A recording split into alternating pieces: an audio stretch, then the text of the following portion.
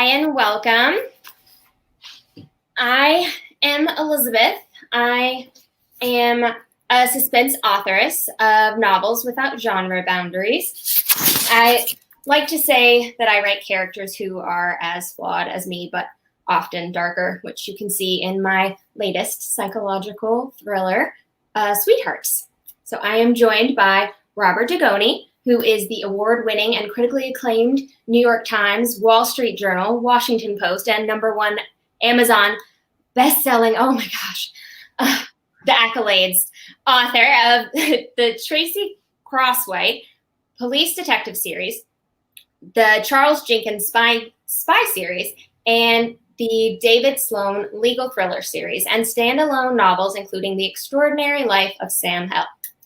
And of course, the lovely Kim Taylor Blakemore, who writes historical novels that feature fierce women and often dangerous.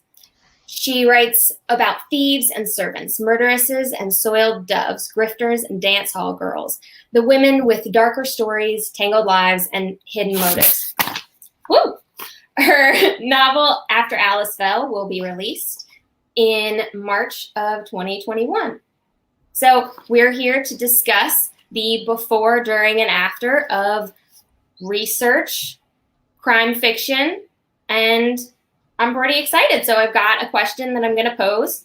And our first one is, when you begin researching for a novel, what has been your go-to method of research? And what has been the most interesting experience you have had researching out in the real world? Robert, would you like to kick us off?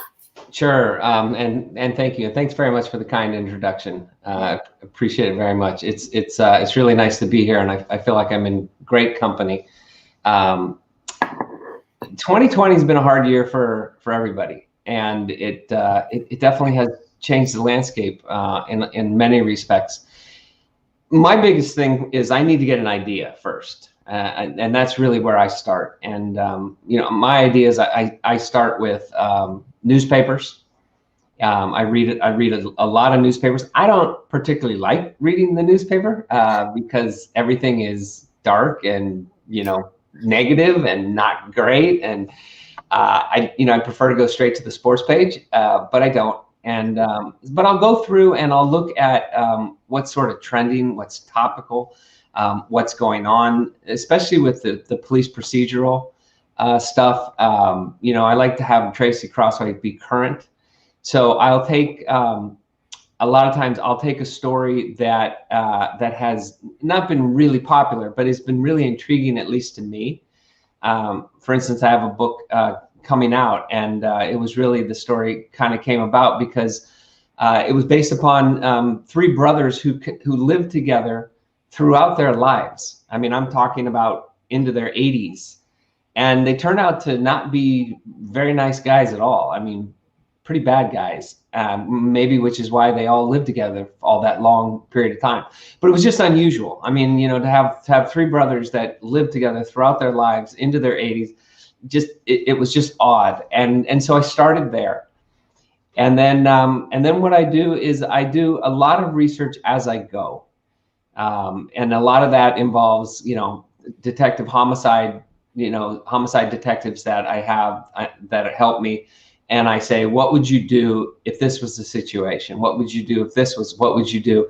And then that leads to more things. They'll say things like, we'll call in a tracker, a man tracker, someone that can read signs, and, we'll bring them into that area, and then we'll bring in, and so I kind of follow, with respect to the detective homicides, I follow what they would do in order to make it authentic. And so that's really kind of where I begin. I've had some funny experiences, and probably the funniest was when I was getting started. I was writing a book called The Jurymaster, and I needed to understand the White House, and not the flat ground that you can go and visit, which I did. I mean, the first floor. I wanted to know what was up on the second and the third floor, and how it was all situated and everything. So I went into the Seattle Public Library in downtown Seattle, and I asked, do you have any books on the layout of the White House? And we ended up finding a book on miniatures. And they had the miniature Eisenhower house, the miniature Kennedy house, the miniature Nixon house. And so I could see what all the rooms were. And so I got this, and I was really excited to get it. And so I went back to the guy that helped me, and I said, okay, now I need some research on how you can use dry ice to suffocate somebody. And the guy looks at me kind of like, and he goes, I think you better tell me what you're doing. And I was like, oh, sorry. I guess I didn't tell you, did I? I write novels for a living. And I really didn't at that time. I had one nonfiction book to my name, but I said, I write novels for a living. And okay, all right. And it was, yeah, show me the White House, and then show me how to kill somebody in the White House. It wasn't going on real well, but so that's sort of how I start. I love that. I find that, so my stories come in all form and fashion, usually from a conversation or a nightmare. So that should tell you, even when I was writing non-crime fiction, it started with nightmares. So my happy stories never really ended happily. That was fun. I think that's why I switched to crime fiction, because I was like, I think if you kill everyone in your fantasy, you should probably stop writing fantasy. But so I tend to use conversations. I may or may not have listened to a lot of people while drinking coffee and took a lot of notes of other people, which is probably not a nice thing to do. But, if you change their names and the clothes they're wearing, it's fine that I use their entire conversation. But it's conversations that usually got things started because I like to stop and talk to people. I'm a very personable person. This has been very hard for me in that aspect, but I would strike up conversations pretty much everywhere, whether it was at a bar or at a class in college that I wasn't even taking. I was just kind of walking in and picking something up that I forgot, which is actually how I got my most interesting story. I forgot something in the classroom. I was 16 at the time, and I was doing a dual enrollment, and I ran into this person, and she was wearing, I think it was a Halloween shirt, might have been Texas Chainsaw, not sure, but either way, they're both my favorite movies. And so we struck up a conversation, and I totally pretended I was in that class, and then went and enrolled in that class so that I wasn't a liar, and became friends. And her fiance was a medical examiner. And so I took my time slowly but surely asking for the inevitable, just a year or two, but it had to happen, right? I had to see an autopsy. He was available, and it seemed like a natural progression of things. So I asked, and I was basically on call. And being on call is actually, it sounds like a really cool thing, and then it gets a little sad when you get a call because you're like, yes, someone died. Okay, well, that's something that happened. So my dad and my sister and I went, and it was a different experience than on television, which is why I took a lot of notes, but it's actually, I think, why I am drawn to being pretty particular, and I like getting details right, and I stall out if the details can't be right or if I can't figure it out, because I watched a 5'1" woman hop up, break someone's ribs, and scalp him in like seconds. And I was like, oh, okay, that's dark, but also not what they portray on TV. They portray that it takes like a very, very long time, and it's like bloody everywhere. And it was not. It was just a thing that she did, and then she moved on with her day, and okay. And so I thought that was going to be it, that I was just going to see the autopsy and go. But in order for me to, I guess, get the full experience, I had to go to see the decomp closet.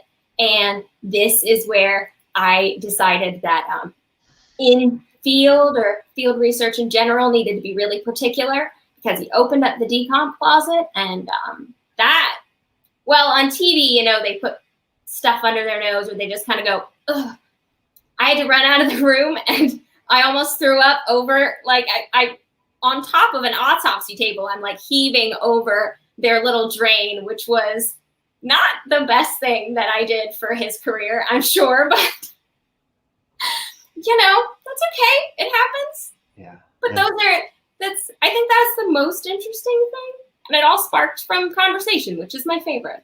So, yeah. What about you, Kim?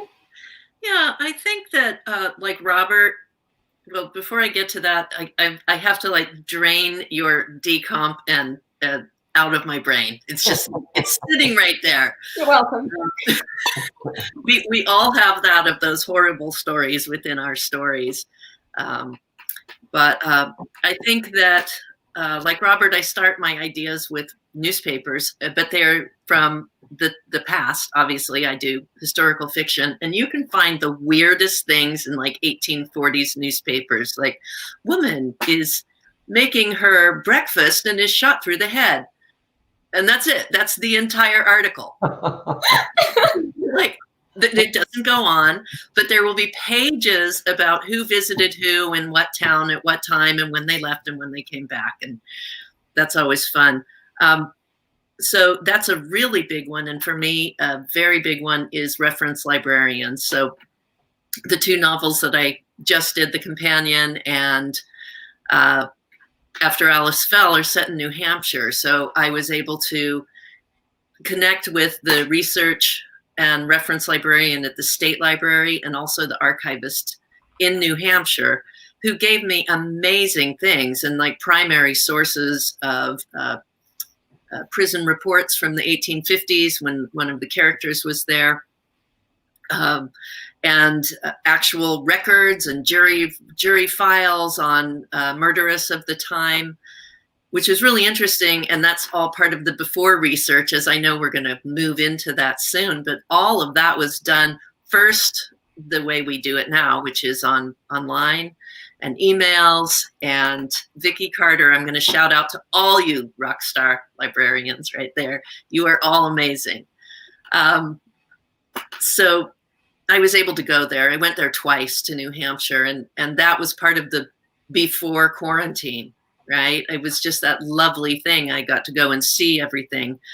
And we were in the process, my rock star librarian and I, of trying to get into the New Hampshire Asylum for the Insane, which is locked up, falling apart, except for one section where their Department of Education is, which I don't know if I would want to go to work there. But we were trying to figure out how to get in there, and we're really close to doing it. So I have not had any experiences with autopsies. I have had experiences with figuring out how to set bones in the 1860s style, which is weird. Not personally, not my own self, but many different records. And then my father's a physician, so anything I find. So I found a book of medicine and bone setting from 1865, and then I got to teach my father, the physician, how they did it then, and he was kind of blanched white. The whole thing. Well, that's delightful. So Did you practice that? My father-in-law is a pathologist. And he's retired now, but when my wife was 12, 13 years old, she used to go to work with him on Saturdays to help him. So she saw a number of autopsies. Wow. Yeah, makes you a little nervous being married to someone that tells you that they basically know how to cut you open. But yeah, it's an interest. I've never done it. I don't know that I have the courage to do it, so I applaud you. Yeah. It's interesting, but for your bones, I mean, did you get to see someone do it? I mean, like, obviously on a cadaver, not on a real person, since, you know, setting bones like that's pretty barbaric. No, let's just say that when you read this one book, because it is the physicians who actually learned during the Civil War how to do all this, it is incredibly graphic. between the pictures and how they talk about it and what happens afterwards. And that was enough. I don't really need to like go and say, hey, can I have somebody come? That seems fair. Yeah. Okay, so speaking of quarantine, so the first quarantine took place in March. Pandemic has raged on since, with travel restrictions, lockdown, calls for social responsibilities. Were you planning on researching out in the world during the last year, and what did you do in lieu of it? So personally, I had 2 weeks left of my first Citizens Academy. I was in the local Clark County's Citizens Academy, which for those who aren't familiar, it is a 6-week course that basically you get behind the scenes on local government. I was able to go to a shooting range, which was my very first time shooting a gun, which was terrifying, but it turns out that video games does make you a better shot. So that's a fact that I am a little scared by, but also happy that I'm a good shot. I got to go to a jail, which was sobering. So my last 2 weeks, the fact that we weren't able to go was obviously pretty upsetting because they kept saying, like, we'll do it right after. So when right after is, that's a great question. And actually the same is for the FBI Academy or Citizens Academy. I got accepted into that right before it happened. And so now we've put that off and made that into a virtual situation as well. And of course, that's just a few of the things. I mean, we have all lost a lot this year. But for me, I switched to what most people did, which was Google.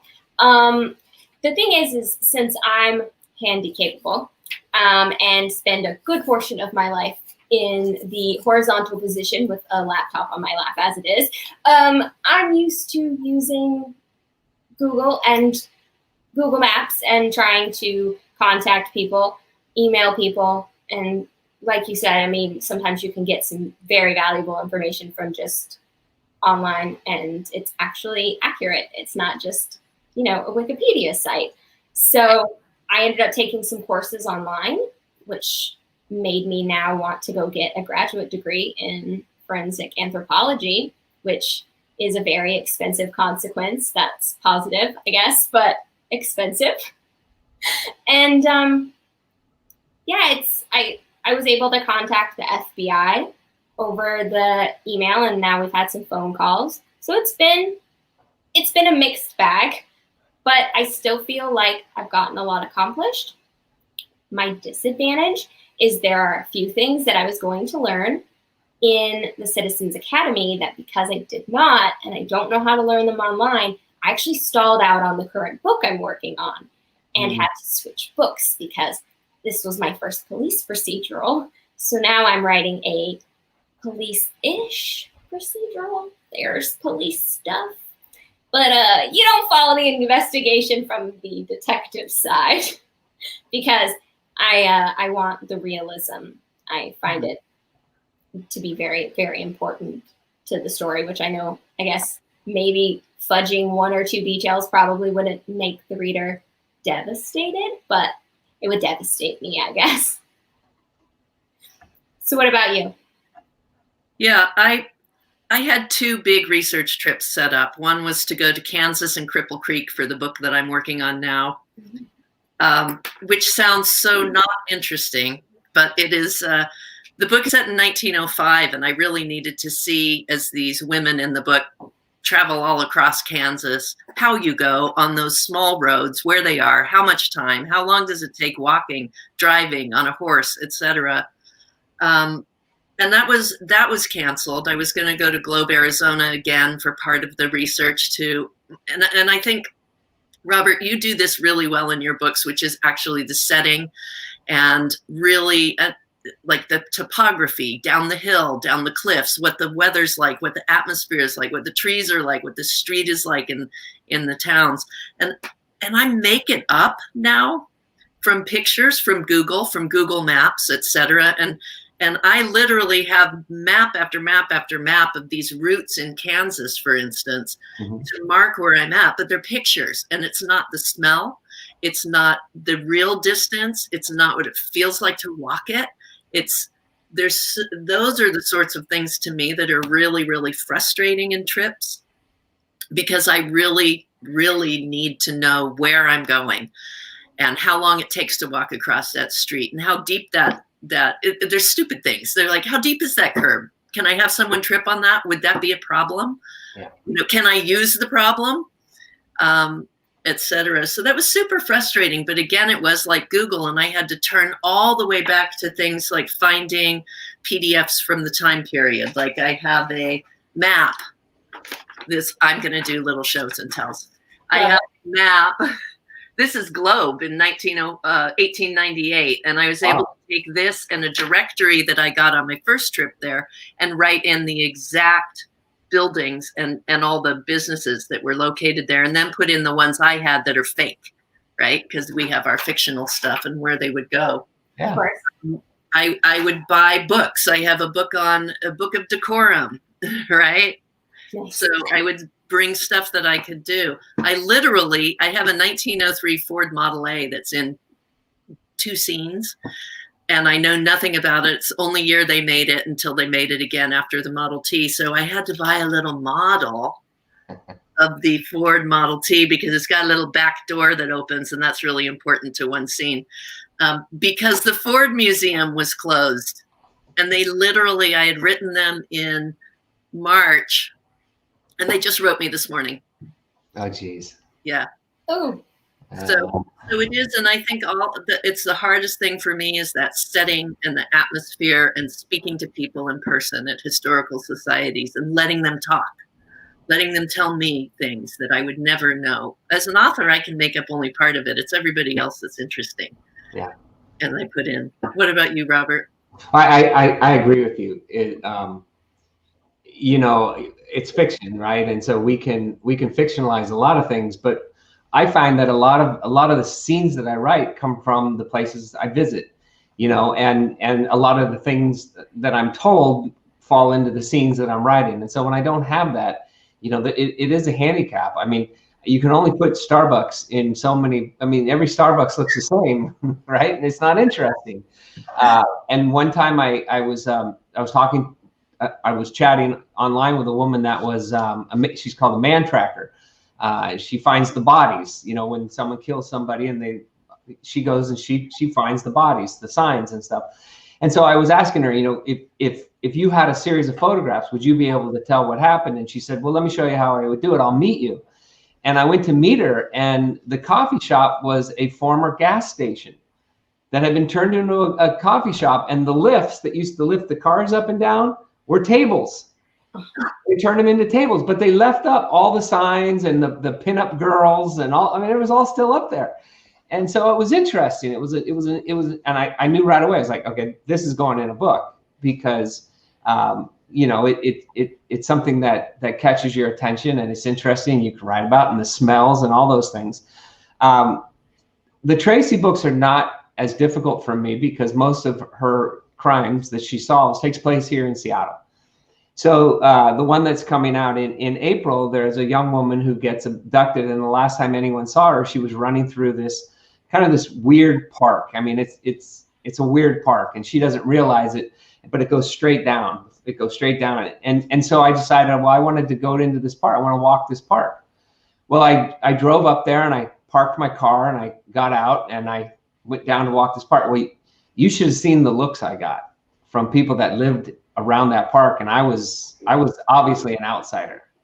I mean, I was obviously not. I didn't belong there. And the looks were, "Who are you? What are you doing here?" So it was very. That told me something. Okay, so if a young girl went to run there, right, and gets abducted, well, and nobody sees anybody like me who doesn't belong there, then it's probably somebody that lives around that area. And that was something that was very important to Tracy's, decision making in order to sort of figure out what happened. So, I can still do some of that stuff, But, the Charles Jenkins series takes place in Russia, Moscow and St. Petersburg. And thank God, I went there about 20 years ago. I was there for a month. And what that did was it told me a lot about the people. And it told me a lot about sort of, Russia is a really fascinating place. To this day, it's still the most fascinating place I've ever been. And that includes Africa.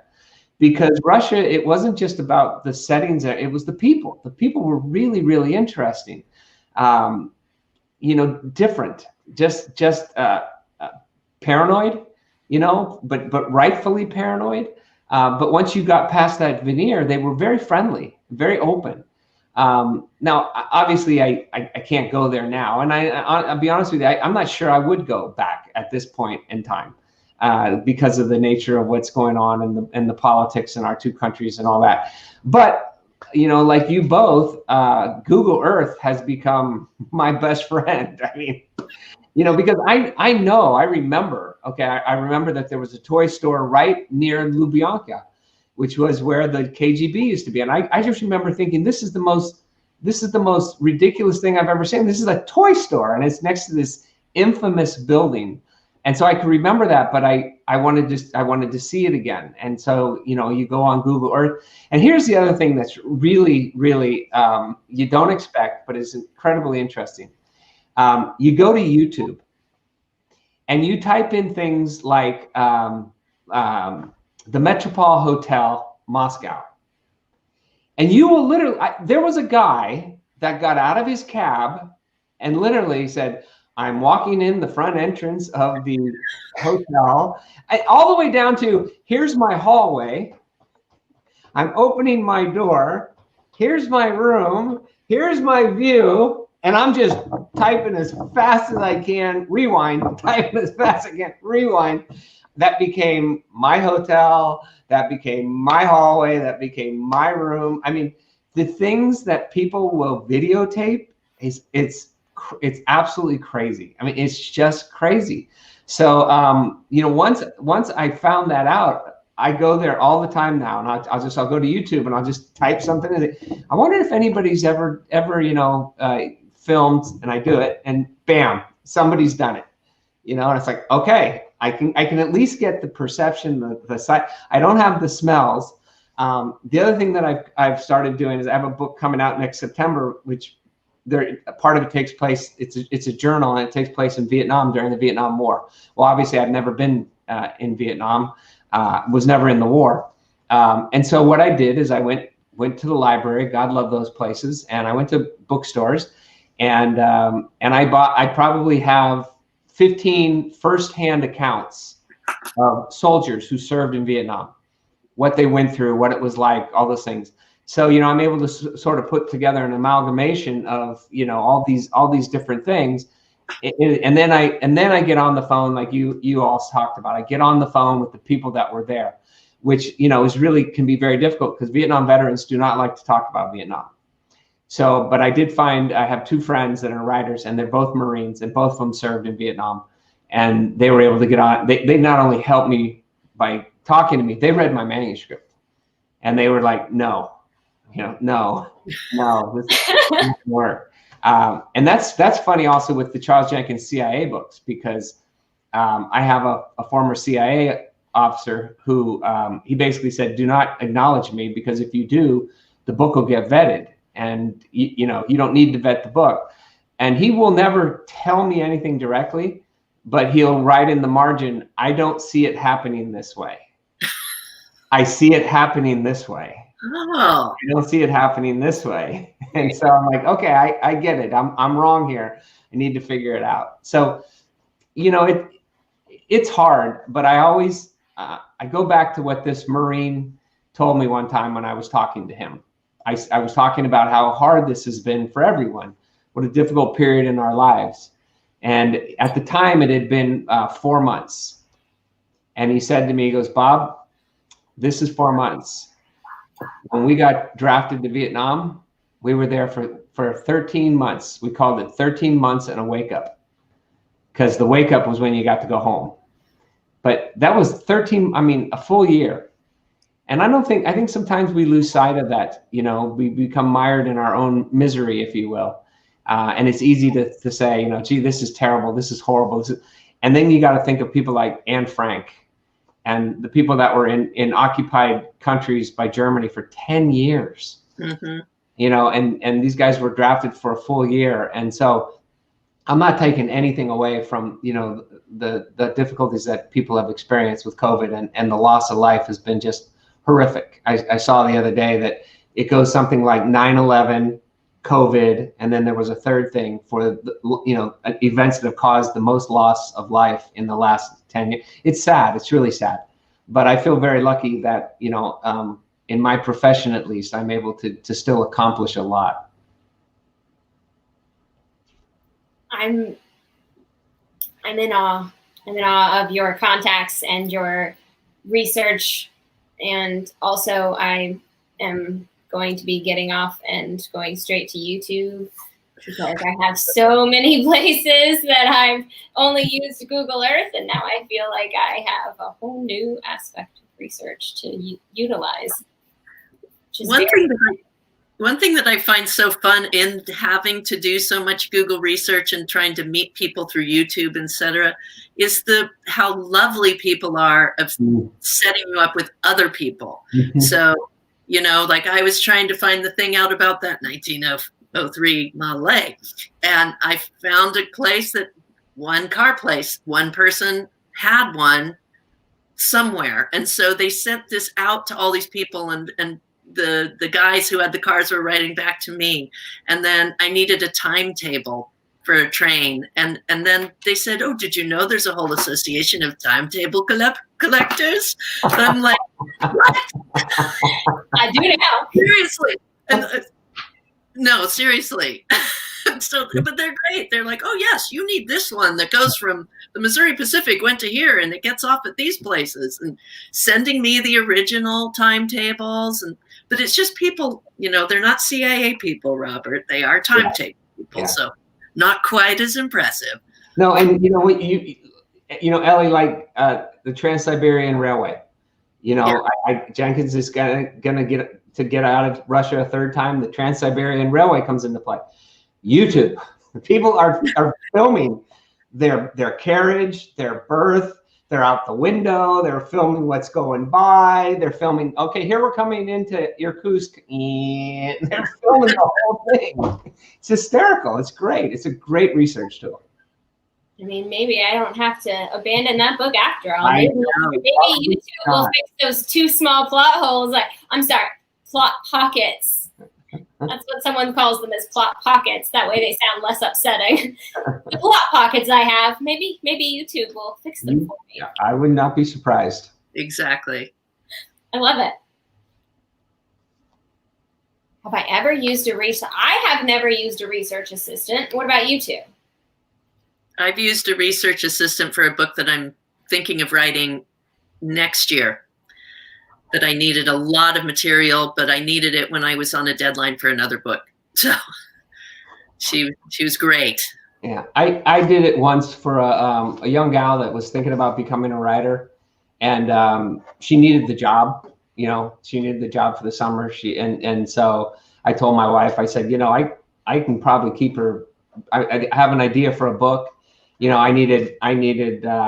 You know, it was basically a lot of those illegal marijuana farms in the mountains, you know, where they're grown, how they grow them, how they get water to them. I mean, and boy, she gave me a binder of material that was really very, very helpful. So, but otherwise, you know, I don't know how it is for you, but I'm kind of a research nerd. I mean, I really like it. I really enjoy it. And people look at me like, what? I'm like, no, I really like it. In fact, sometimes I have to like slap myself and say, start writing. You've done enough research, you know? You know what the hotel looks like. Move on. That was me in January and February and the beginning of March. I was still researching, and I kept telling myself, no, it's fine. I'm outlining. I wasn't outlining. I was still researching. I had 140 articles that I had gotten while my husband was finishing his grad school.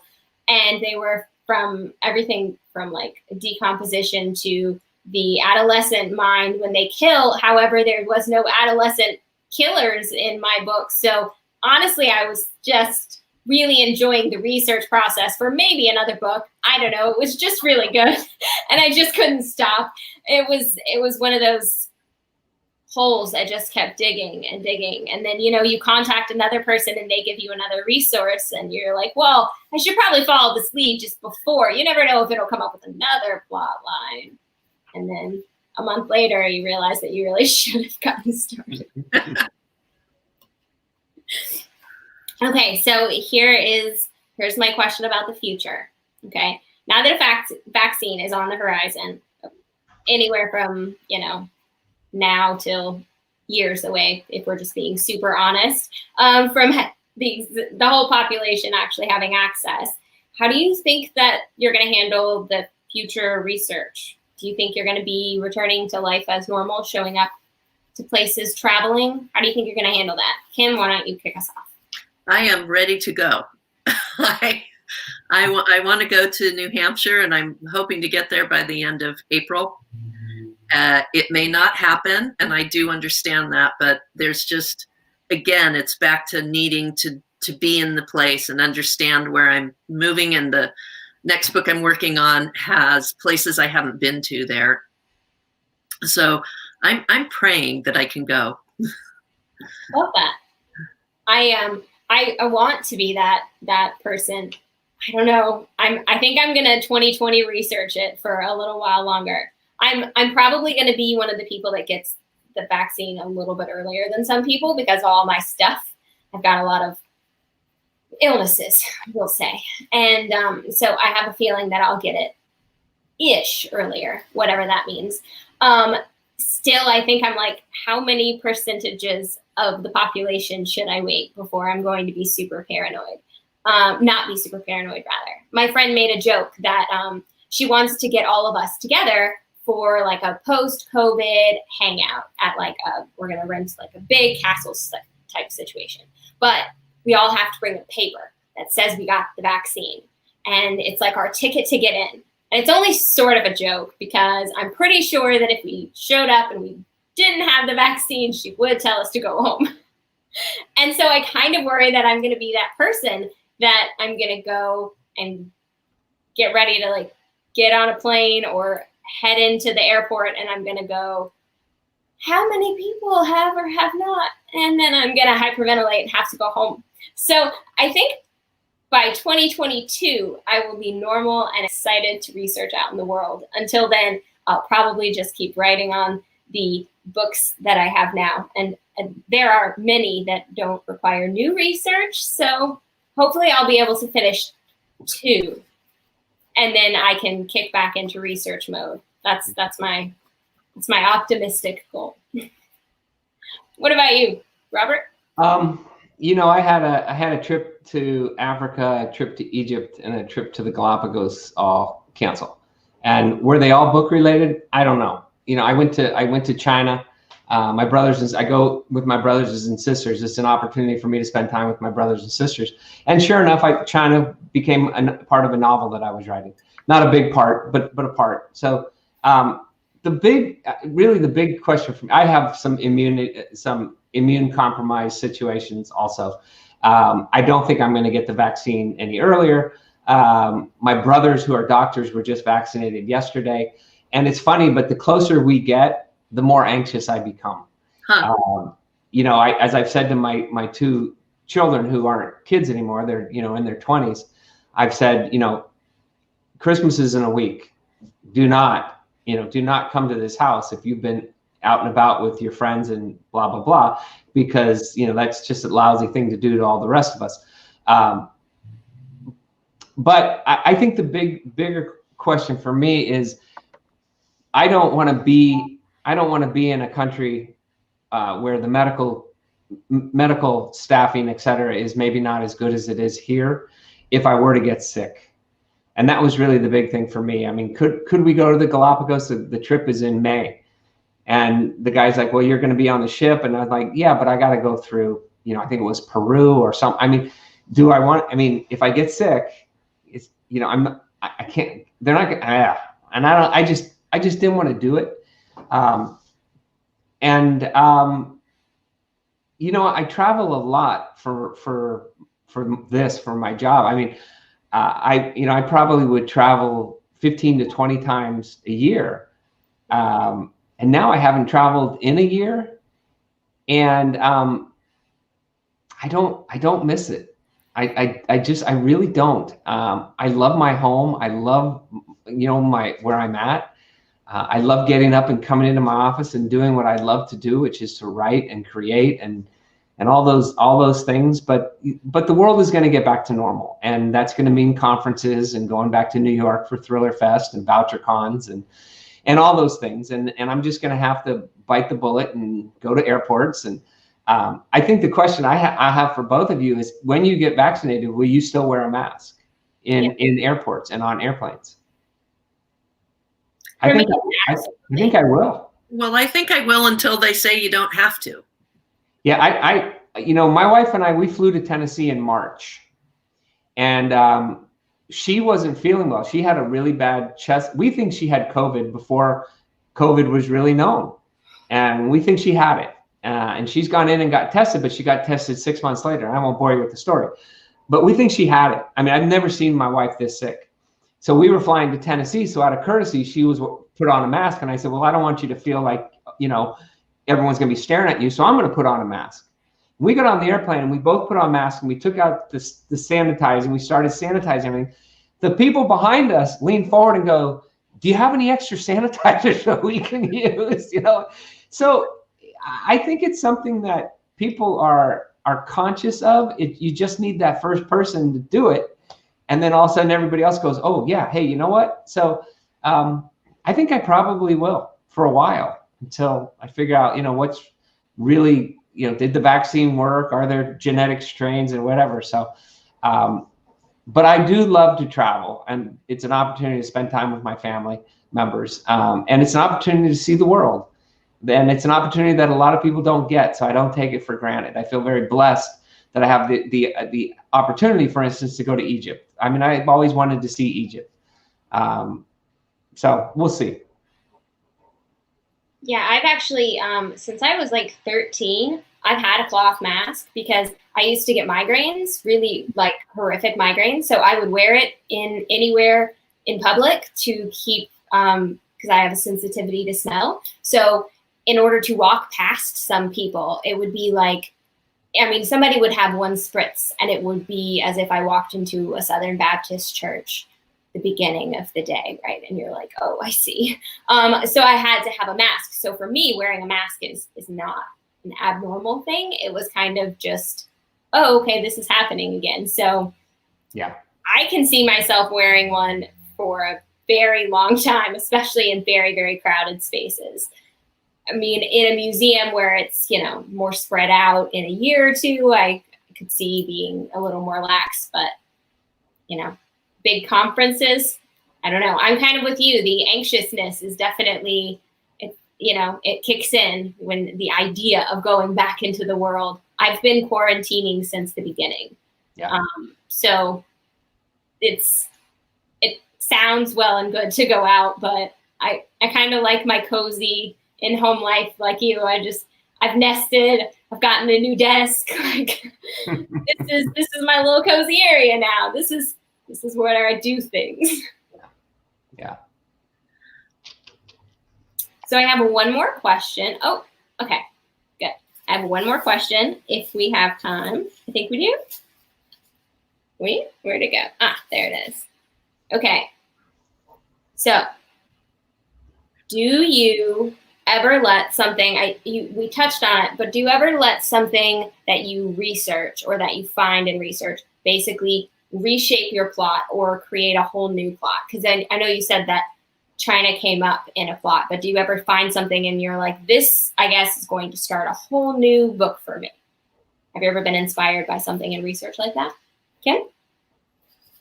I have lists of things that I would like to write stories about from research. And I remember going to a conference once, and this woman came up to me and she's like, you need to read this master's thesis that was written on women murderers in Oregon from 1847 to 1955. And I'm like, well, there's every book I ever possibly need to write right there. Right? So yeah, there's just tons of places to find research, and everything is a little gem, right? Everything, like I keep all those things from the newspapers and go, that article, you know, whatever that tiny little line is, man dies and is buried next to a 12-foot skeleton, which I did find once, of a human 12-foot skeleton, apparently in 1849 in Maine. So I still haven't figured that out, how I'm going to use that, but I'll find that for a new story, maybe. I love it. What about you? Yeah, no, I mean, absolutely. What I find is when I go in and visit a place, the scenes come to me. It's like, oh, okay, you know, I didn't realize there was a cliff here. So, you know, my character's going to have to get over the cliff before they can get and all that kind of stuff. And like I talked about the park, you know, where Tracy's abducted in that park. Well, I mean, where the young woman is abducted in that park. I didn't realize that it's not really a runner's park, because you start out like this, right? And then you got to run back up that. And so, you know, it does begin to raise questions. And those questions, you know, like Kim, it's like you start to, okay, this is not going to be right for this book, but it might be another book. I was talking to a friend of mine who was a homicide detective who, unfortunately, he passed away a couple of years ago. He's a very young man. He was only 48 years old, and he was a great guy. And I went to him one time with an idea, and he was just sitting there kind of staring at me, just kind of listening, like, and I got done. And I said, am I wrong? And he said, you know what you should do? You should put a body in a crab pot. In a crab pot? I went, what? He said, we had that case one time. This guy killed his girlfriend. He put her in a crab pot, one of the big commercial crab pots, took her out in Puget Sound and dropped her with weights. And he said, we never would have found the body. We never would have solved the crime. We knew he did it, but we had no way to convict him. And he finally just melted down, and his conscience just got to him, and he told us what he did. And that's how I wrote the Trapped Girl. And, you know, but it was because I had gone to speak to him and talk to him. And he looked at me and he said, this would be really interesting, because it was a really difficult case. You ought to put somebody in a crab pot. And so I did. I love this. You know, and people say to me, I always say to people, you know, I really don't write very dark books. And then I tell them those stories and they're like, what are you talking about? I saw someone comment on one of your pictures on Instagram recently, where you had posted something about like not exactly writing serial killers or really dark books. And there were like multiple people that were like, what about this one? And also this one, and maybe this one. And I was like, yeah, I like that.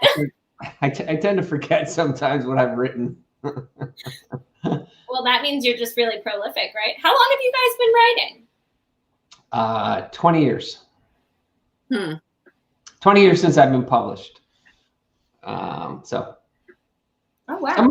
Somebody keeps asking about giveaways. Are there giveaways so she doesn't feel? So yes, I am giving away 3. I should have mentioned this. I'm giving away 3 ebooks. And my question at some point, anyone is welcome to answer, which is just, who's your favorite serial killer?